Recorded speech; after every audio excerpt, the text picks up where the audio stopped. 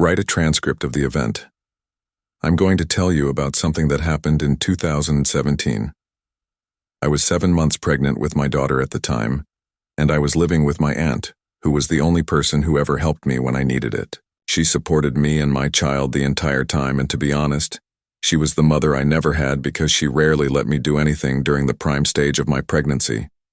However, one day she got a fever, so I had no choice but to drive to the store to get some snacks for my cravings. I promised her that I would be okay because I detest being the damsel in distress. She cautioned me to be careful while I was lying on her bed, so I smiled at her and locked the door behind me before getting into her car and driving down to the Dollar Tree store. About 3 blocks from our house, I pulled up a shopping cart from the corner and began to walk. I was idly browsing aisle after aisle for some snacks when I noticed the chips on the top shelf. No matter how hard I tried, I couldn't reach them because of my extra weight. Then, I heard a voice behind me and turned around to see an elderly woman with a kind smile. I smiled back and shifted so she could get the chips for me. After she gave them to me, I smiled once more and said, "Thank you." And she stroked my cheek before looking around incredulously. "I don't know where your hubby is, sweetie." "Oh." And then the child's father, who isn't in the photo, scowled as she saw that I was alone. She then glanced around once more before saying in a worried tone, "You shouldn't wander around alone in this condition, no. My aunt takes care of me, but she fell ill. That's why I had to come here today. So how long have you been living with your aunt? For a few months now, and how are your parents doing?" By this point, I was beginning to feel a little uncomfortable with her questions. When I attempted to move past her, she followed me like my shadow down every aisle and asked me different questions. I answered all of her inquiries about my parents and everything else she asked, and now I realize what a huge mistake that was. But at the time, I thought she was just worried about me. She continued to give me advice and suggestions about how to take care of the baby and me, but what bothered me about her was the way she spoke. She hardly blinked, and her eyes were constantly moving around, watching every move in the Dollar Tree outlet. There weren't many people there, so I grabbed some Juice B boxes when the woman leaned creepily towards me and said, "For your cravings, huh? If I were your aunt, I would have taken way better care of you. You are here alone, and this condition proves otherwise." I attempted to. I ignored her and continued walking in the opposite direction. But the old woman started to act strangely. She asked me out of the blue, "Why don't you come with me?" and kept smiling at me as if it were perfectly normal to say to someone you met in a department store, "Excuse me, I could take good care of you and your baby. I have this big farmhouse on the outskirts. Trust me, you and your baby will have the best life." I turned to leave, but she grabbed my cart and stopped me. She grinned broadly and said, "Okay, let's drive to your place first so you can take all your stuff. I will take you to my place." I was unable to remain composed now. The woman was shocked when I pulled her hand away from my cart, but she backed off a little. "I don't want to live with you. I have my aunt to take care of me. Please leave me alone." Her face went serious when she heard my angry voice. She looked down for a while before looking up at me once more and saying, "But what if something happens to you? Your aunt is not with you now, and life is very uncertain. You know what do you mean? Stay the hell away from me or I'll report you to the cops." I didn't wait a second near her as I was leaving, but I glanced back to make sure she was following me, but she wasn't there. Duration, I was inside the Dollar Tree, but I didn't see her. After checking out, a Dollar Tree employee helped me carry my bag to my car and wished me a good day. She then went back inside, leaving me standing in the empty parking lot. All I wanted to do was drive home as soon as possible. But my panicked mind suddenly gave birth to the urge to urinate because I was pregnant, and it was nearly impossible for me to drive while holding my pee at that point. I had no choice but to finish my business because the public restrooms are at the end of the store, and I didn't want to go in just to see that creepy old lady again. So I used the restroom.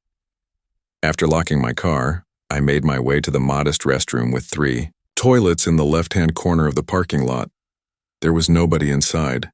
I went into the first restroom and was using it when I heard the bathroom door open. At first I didn't react because obviously anyone uses these restrooms, but then the footsteps abruptly stopped being alert and afraid. I tried to hear every sound that was happening, but there was nothing but dead silence. I was sweating and still staring at the door when I heard heavy breathing above me. The blood in my veins froze as I slowly raised my eyes to follow the breathing sound. My stomach dropped when I saw the toilet's partition wall next to mine. It was the same old woman from the Dollar Tree, standing on the toilet seat to look at me. I will always remember that moment in my life. Her wide, frightening eyes watched me silently, and she didn't say a word. I wanted to scream, but I couldn't. She then said, "You need to come with me. I'll take good care of you and your baby. Please just leave us alone." She then said, "Do you want money? I can give you some money. Keep your freaking money, I want." Your baby saying this. I woke up and screamed for my life. I opened the bathroom door and came out in panic before the elderly woman got off the toilet seat and chased me out of the restroom. It was the most trying time of my life, so I hurried to my A's. The woman behind me laughed uncontrollably. I said, "Come here, I want your baby, and she would take wonderful care of you." Before she could get to me, I managed to get into the car and shut the door. Her hand got in the way, but I slammed the door firmly. I heard bones crack and a painful scream as my car door broke her wrist, but I didn't care anymore. I drove away at full speed while the woman continued to yell. This isn't the end, though, because I started crying. When I got home, my aunt called the police right away to warn them about this woman and everything that had happened to me at the Dollar Tree. The police never located the woman, but a week after the incident, I saw a missing persons report in the newspaper about a PR woman. She went shopping in the same Dollar Tree outlet one afternoon in her late 20s, and nobody has seen her since. Nobody knows what happened to her or her child, and I firmly believe that the eerie elderly woman was involved. Absence. I was around 13 years old when the incident I'm about to share occurred. My parents were divorcing at the time, so things weren't going well at home. We lived in a small neighborhood where I couldn't really make any friends to kill time. I used to sketch a lot and save my pocket money from side jobs to buy various art and craft supplies to indulge my inner amateur artist. The Dollar Tree store was 3 blocks away, next to the gas station on the highway, and I would ride my bike there 2 or 3 times a week. It was a large store with a huge collection of various household materials, and more than that, one time I went there around 3 in the afternoon. I liked this time of day because there weren't many customers, so I parked my bike at the corner and went inside. The cashier was sleeping behind his desk, and I could see that there were probably 2 or 3 people in the room besides me. In front of me were long aisles lined with tall shelves brimming with various items. When I first started looking around the store, the craft and art area featured a purchase. I was so engrossed in my shopping that I didn't notice someone was standing behind me. Then I heard a hiccup, and when I turned around, I saw a man dressed as Jack Sparrow from the well-known Johnny Depp film. Since it was a closed space, there wasn't much space between us, so I moved away from him a little and said, Sorry. I didn't see you there, but I saw you." At first I thought he was just being in character, but based on the way his hiccups appeared, I realized this man was extremely inebriated. His pupils were dilated and I could smell the whiskey on his clothes. "Why are you dressed like Jack?" I asked. I thought I was Jack Sparrow, so I responded with a sarcastic laugh. "Oh, you are laughing so you don't believe me." His eyebrows frowned, and I could tell he felt insulted by my sarcastic laugh. I stood there with an awkward face answering, "You're Captain You Live," demanding, "You are the shittiest Jack Sparrow I've ever seen in my entire life." Sparrow's mouth opened wide in shock as if I had said something unexpected, and he just stared at me, eyes wide, mouth open, and overall very creepy. I turned to leave him, but fortunately he didn't follow me. I walked to the cashier to pay, took a quick look around the store and realized the man wasn't there anymore, and felt relieved. That's when my nightmare started. I remembered exactly where I had parked my bike, and to my surprise it wasn't there. Then, from a distance in the dark parking lot, I heard a burst of spine-tingling laughter, followed by the ring of a bicycle bell. I was adamant that I wasn't going home without my bike, and I trembled as I did. There were several automobiles in the parking lot when I arrived, and the lights there were blinking frantically.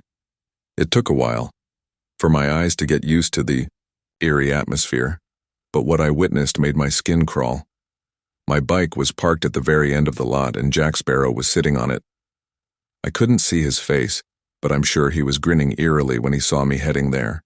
He yelled, "You need to find yourself a girl, mate," and then he pedaled faster. almost like a bullet was going straight at me. I screamed and started to run for my life. I heard the man laugh like a crazy person, and he was chasing me on my bike. I have no idea why, but I know that if he caught me, he wouldn't let me go unharmed. I started to run down the highway, but fortunately no car was seen there, almost in a panic. Ran in the other direction. The man was riding my bike on the interstate and laughing louder than ever instead of going into the Dollar Tree. He was enjoying frightening the living daylights out of me, and the intense heat was exhausting me. I was getting tired, so I was moving slowly, and I could hear the insane sparrow pedaling faster. I thought I would never be able to outrun him, and I was about to pass out in the middle of the road when I noticed a large truck approaching. The urge to live again blossomed in my heart, and I began to raise and lower my hands in the air while yelling at the truck to stop. I need help stopping. When the truck driver saw me and sounded the horn, I turned around to see that the man had stopped pedaling. He gave me a quick glance before the truck and then back to me again, knowing that the truck would stop for me and that I had nothing to fear. His angry eyes were burning with hatred, and the evil joy left his face. He slowly got off my bike and kicked it to make it fall on the concrete road. My bicycle's bell broke and he fled into the woods. When the truck driver picked me up with my bike, I was completely worn out and drenched in perspiration. When the truck driver dropped me off at my house, I thanked him for his assistance and went straight to my room. I hadn't left the house for nearly a week, and every time I heard a bicycle bell, I begged him to just take me home. I was gasping for air and breathing heavily. The reason I never shared gave me chills. This experience was that nobody ever saw it as a threat. Instead, they thought the strange man dressed like Jack Sparrow was just making jokes. I can't spend a night without having a nightmare about that crazy guy chasing me in a Jack Sparrow while riding my bike. Outfit: I worked as a cashier at Dollar Tree, a well-known dollar store, for about 6 months a few years ago. After a few months, I would occasionally work alone because we were constantly looking to hire more staff. But fortunately, it was never too bad. I mostly worked night shifts. The store was in a quiet area until we closed at 10 p.m. One quiet night I worked alone. It was raining a little and sprinkled intermittently, which I noticed because the front of the store, where the checkout lanes were, had windows looking out into the parking lot. After 8 p.m., we barely had any customers. The rain must have kept them inside. I kept myself occupied by doing small chores, organizing things, and using my phone. Even though the final hour always seemed to drag on forever, it was comforting to know that I would be returning home this evening after 9 p.m. We had no customers, which was okay with me because I always got a little anxious as the lone employee on duty when someone arrived late at night. However, at around 9:15, a car pulled into the wet parking lot. Up until that point, my car had been the only one there. It was an older, dark blue 4-door sedan, and it parked in the closest spot. A man who was a little larger than average got out of the car. He was wearing a blue raincoat and a gray and red baseball cap, vehicle, and went to the shop. After entering, he proceeded down one of the aisles. I remained by the register at ECAY, my check lane, and used my phone for a few minutes before I noticed the man moving slowly toward the front of the store. He didn't appear to be carrying anything, so he just looked around. I looked over and made eye contact with him for a brief moment to be friendly, and I smiled and said hello. The man simply looked away, then slowly walked to the exit. After that, he left the store, and I watched him get back into his car and drive away. By this point, it was around 9:30. I was once more alone. After making sure everything was in order, I made the decision to clean the floors so I could depart by 10 p.m. Fortunately for me, no one came to shop as I did, so I stayed in business until around 9:50. After that, I returned to my check lane and spent the next 10 minutes on my phone, watching the time every minute to ensure that I could close at 10 at 9:58 p.m. I got a bad feeling when I saw a car pull into the parking lot, but then I realized that it was the same vehicle that had just arrived. Since it was an older and somewhat unusual-looking car, there was no mistake. The man who had been there about 30 minutes ago returned, but this time he parked directly next to my car instead of close to the store. I had parked my car a little further away and against a curb, and the man parked on the side of the car closer to me, so my car was mostly out of my line of sight. I thought this was a little odd, and I came up with the idea that perhaps the man had dropped something on the ground while he was in the store and returned to get it. I'm not sure why, but that was one possible explanation that crossed my mind. The man did not exit his car as I had anticipated, instead remaining inside his car with the engine running at 10. It was time for me to lock the doors, so I walked over to them while keeping my eyes on the car in the parking lot. I was a little worried that he might get out when I got close to the doors or something, but he didn't, so I made it to the front doors and locked them. I then went to the back area to clock out of my shift, hoping and sort of expecting to see that the man was gone because he could clearly see that we were now closed and I had just locked up. But the car remained there, as if he were still inside. Now I had a terrible feeling about why he chose to park directly next to me when there were a dozen closer spaces and why he was here at all. I considered simply walking outside, heading to my car, and leaving. But my gut told me not to. Instead, I waited inside my check lane, checking my phone every minute or so to see if the man had left. After 30 minutes, it was 10:30 at night, and the man was still parked directly next to my car. I decided to text my best friend Brina, who lived fairly close by, and after explaining the situation, she offered to come and pick me up in her car, so I accepted. The front doors. The man and my car were much farther away on the backside of the parking lot. She told me she was leaving, and 5 minutes later I saw her car pull into the lot. I went to the front of the store, and as she pulled up, she stopped for a moment, let me get in the passenger seat, and then drove off. Fortunately, the man did not follow us in his car, so we drove back to Brenda's house and then we went back to the Dollar Tree. A short while later, the man's car was gone, so I was able to get into my car and drive home. After that experience, I truly wonder what the man was doing. Was he waiting for me to get to my car, and did he have something planned? I'm relieved I didn't have to learn. I started working at my neighborhood grocery when I was 16. It was a decent job, and the work wasn't too difficult. Since I lived in a pleasant area of town, the most of the customers were older and wealthier families. There were a few incidents, but they were generally either angry customers or shoplifting attorneys. I worked there for almost 3 years until June 24, 2008, when I was 8 hours into my 8-hour shift that ended at 11. The first few hours went well, but at 6 o'clock it began to rain. Not just a drizzle, but a downpour, and when it came time for my meal break, I discovered that I had left my wallet in my car. I made the big mistake of not getting an umbrella from Lost and Found and instead just running for it. I was only 10 seconds from the front doors, but by the time I got back inside, I was completely soaked. I bought a snack and went upstairs to dry off. About 30 minutes later, I went back downstairs, still soaked, and I noticed that the store was almost empty. I walked towards customer service and saw only 1 or 2 customers. I was surprised to see so few people at 7:30, but I assumed that most people didn't want to go outside in the rain. I went back into the check stand and began talking with my coworker Maria. We talked about her kids, and most of them realized that they were out of necessities like milk or toilet paper. Occasionally the lights would flicker, a little, although that was most likely only the storm. I heard some rumbling in the distance, but it was fairly far away. I said, "I'll refill the shelves tomorrow." I went to the shopping racks and looked, outside a distance from the store, and I saw 2 dogs eating out of a dumpster that had been knocked over. Behind them, there was a large bush area, and the dogs were moving, not randomly, but slowly and jerkily, until they turned back and began growling at the bush. At that moment, Maria yelled, "Joanna, come and help me." I muttered, "What the hell?" and walked to her, confused.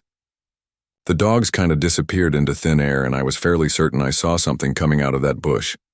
But it was moving so quickly by the time we contacted Victor, our night cleaning guy, and he arrived and began wiping the floors after we had returned to our seats after restacking the aisles. It was 15 minutes past closing time. Victor, who also happened to be our handyman, lived in a small garage behind the supermarket. He came mopping the floor next to my stand and said, "Oh, you look a little worried, but it's nothing, I'm just tired." I said, "Okay, I'll make it quick then, thank you." I started packing up my belongings and Victor went to finish his work.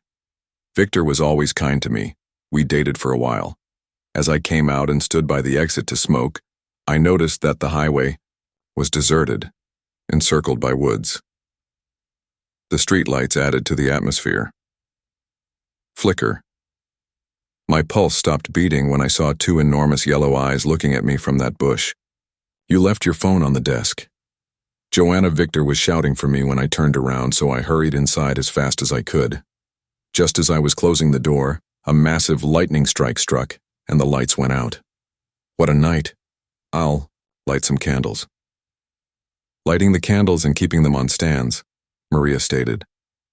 The silence was broken when Victor sat down by a window and started a cigarette. "What did you say?"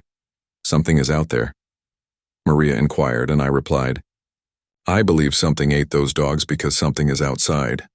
"Or Joanna, I'm not sure what you're saying." "What dogs, guys, believe me, there is some evil out there. Some sort of creature with eyes like a cat, but they're huge. So it's probably a cat you spooked yourself." Victor said, "No, Victor, I know what I saw. Fine. I'll go check it out. Don't." Victor took his mop in one hand and a flashlight in the other, and he went out with Maria following him because I had no choice but to follow them. We came out and I pointed to the bush. Victor poked the bush with the end of the mop, then threw his flashlight on it. As soon as he did that, my blood froze, and a partial head of a cat-like creature could be seen from the bush. Its eyes were watching us while its sharp the ears protruded like antlers. "Hey kitty, are you hungry? What the devil is that?" We all went numb with fear as Maria yelled, "Don't get too close to it." But then the power came back on, and the large lamppost above the bush flashed on. Behind the bush was a huge animal that was almost as big as a lion, but it had a very slim body without fur, like a sphinx cat, but strangely had hair on its face and a thin layer of fur around its neck. It had a huge drooling jaw that opened and licked its lips with its enormous teeth. It was a four-legged animal, but it was standing on 2 feet like a werewolf. In terror, Victor flung the mop at it and fled to the shop. We entered and shut the glass door, but I knew it wouldn't have prevented this beast from killing us. It ate our colleague, wiped the blood off its lips with one leg, and slowly vanished into the darkness of the woods. The police looked into Maria's death as a missing person case, but her body was never found and never will be. I just hope that none of you ever see that creature in your lifetime. I did the same thing, but before Maria could flee, the creature threw its sharp claws on her flesh and grabbed her by the other hand. It was terrifying to watch, but there was nothing I could have done to save her. Life a few months prior, I was purchasing at my neighborhood dollar store. I frequently shop there and acquire a variety of stuff that I need, so I don't mind that the quality is low because I save a lot of money. However, I don't get just anything, and the things I do get are all satisfactory to me. It's incredibly convenient because my apartment is close to the dollar shop, which I can walk to. The dollar store is smaller and never very busy, so I decided to go there one late Saturday afternoon to pick up a few things. It was a quick 10-minute walk from my apartment, and when I arrived that afternoon, I saw only a few other people strewn about the place. I picked up a basket and started shopping, but I didn't go very far before an unexpected incident happened. When I got to the store's back corner, I noticed a man standing there openly drinking a beer. It was quite strange and funny to see the man just standing there drinking from a beer bottle. He wasn't shopping, but he was dressed a little strangely, in a green sweater and dress pants. He didn't appear homeless, but he also didn't look very clean or sharp. I could also see another open beer bottle hanging out of his pocket. I was shopping nearby when I saw that the man wasn't looking at me, but someone else was walking by him and giving him a strange look. I became a little inquisitive and occasionally glanced over to check if the guy was still there. Since alcohol wasn't sold in the dollar store, I assumed the man brought it in with him shortly after. He was upset when he heard a store employee approach him and tell him that he was not allowed to be drinking there. There was a brief argument before he stormed off, but I suppose he could have been because it seemed strange to walk into a store with a beer like that. I finished my shopping and went to check out, getting maybe 5 things, and the cashier put them all in a bag. After paying, I left and started to walk home. I made it about halfway back and was on the sidewalk when I saw the man up ahead, the one who had been drinking in the store. He looked really irate now, and he was standing by a mailbox sipping one of his beers. I noticed that he was staring at me as I approached him, approximately 10 feet distant. The man's eyes were still on me, so I smiled and asked him how he was doing. He continued to look angry, so I decided to just walk past him without saying anything more. I was shocked, so I decided to just walk away, but as I did, I heard his footsteps approaching mine. I told him that I was just trying to get home and didn't want any trouble, but he looked even more angry. I told him that I didn't want any trouble, and he started cursing at me once more. I assumed that he must have been intoxicated because his speech wasn't slurred, but there was no other explanation for his unpredictable behavior. I turned to continue walking home, but he grabbed my shoulder and pulled me back, so I jerked away and started running. The man started chasing after me, but he wasn't particularly quick. I had never felt unsafe in my neighborhood before, but after that incident, I realized I need to be a little more cautious. I'm not sure what the man's problem was, but I hope not to see him again. I ran all the way back to my apartment and got inside. Fortunately, the man stopped chasing me just before my building. Once more, I adore visiting Dollar Tree. My family doesn't have a lot of money, so this is one of the only places where we can go together and buy a lot of things. Even if we don't buy anything, it's still a great family outing because the kids enjoy themselves and we don't have to worry about money that day. Thomas, my husband, had recently started a new job, so he invited us all. Sees what we want. When we entered the store, our 2 children were very excited. Before we could ask them to stay with us, they ran to the toy section, where Martin, our oldest son, bought a helicopter and Gwen grabbed a warplane. It was obvious that they had agreed to buy similar toys before they came in, which amused me a little. I was happy for them when Thomas chose a screwdriver, and I was happy that I would finally be able to buy a picture frame that I had seen a few weeks prior.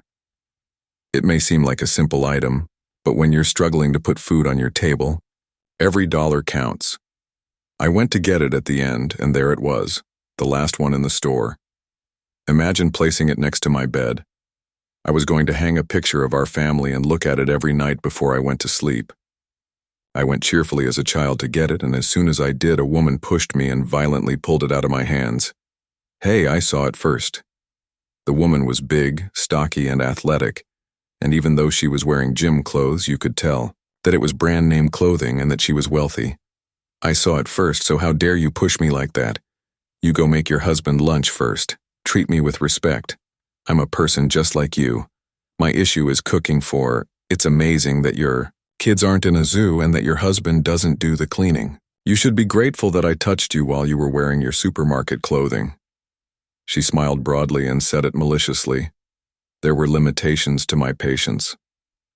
I think of myself as a very composed woman who always strives to reach a consensus, yet I lose my temper when someone mistreats my family. I was so angry that I smacked her, grabbed the picture frame from her hand, turned around and walked away, saying a few final words to her in front of Thomas and my kids, who were shocked. Oh, and don't go shopping at Downer Dollar Tree if you're extremely wealthy. The woman simply stopped, her face flushed like a tomato, and she began taking deep breaths. Growing more irate with each second that goes by, the woman had changed, from being a random Karen to a furious gorilla who could attack us at any time. I simply joined my family and continued walking. Wow, nice to meet you. Angela Thomas said, Shut up. I guess the witch took it too hard because she left her shopping basket and left. As I turned around, I verified what Thomas had said. From one moment to the next, the woman was just gone. She had done a lot of shopping, but she had taken nothing with her. She definitely took your slap to the heart. Thomas replied, Yeah, it's for the better. As we paid for our belongings, I looked up to see her looking at us from outside, furious and still crimson. She was probably one of those affluent girls who no one ever put in her place. She needed a reality check. I told Thomas that I was breathing heavily and that perhaps we should get ready to confront her on the way out. But she had already left when he looked up. We hurried to the car without bumping into anyone and got in, ready to leave with our purchases, but something was off. The car started, but it wouldn't move. What could be wrong? Thomas, I believe someone had ruptured the car's tires outside of it. The woman from before was furious and was bashing all over our car in her rage. Was not attempting to enter. She intended to wreck the car while we were inside. How dare you touch me with your dirty, repulsive hand? I'll kill you and your cockroach family. Please leave us alone. My kids haven't done anything wrong. I've had enough. I don't care that she's a woman, I'm going to stop her. Thomas stormed out of the car and went to her. He was about to say something when the woman hit him in the knee with her iron pipe and electrocuted him with a taser gun. When Thomas fell, she stomped on his face and rubbed her foot like she was killing a cockroach. She had a crazy, obsessive expression on her face and was obviously enjoying the moment. I quickly rushed out of the car to stop her, but she had great reflexes and stopped me before slamming her iron pipe into my abdomen as I fell on the ground, knee laughing as well. The woman had returned with a bucket of gasoline, which she was pouring into the car with the children inside. I never really cared for that awful frame, and I hate families like you, especially the kids. Thomas was trying to crawl as fast as he could to stop her, but he was a little further behind. When I saw her pull out the lighter, I knew everything was lost and there was no way I was going to make it in time. Thomas and I were both sore on the ground, but fortunately she was far away. We started to get up and screamed loudly, pulled the kids out. By the time we realized it, the place was packed with people. There weren't many people in the Dollar Tree that day, but the noise was enough to let everyone know. The police came a short while later and arrested the woman who was acting like a savage animal. The girl's family offered us a sizable sum of money to not file charges against her, but we declined because our story was public knowledge. Because neither of us could work, we weren't going to live a lavish lifestyle, but we would be much more comfortable because of the people who knew our story. On the other hand, the woman lost her lawsuit and was disinherited by the family who wanted to disown her previously, but in order to avoid starvation upon her release from prison, she will need to work for the first time.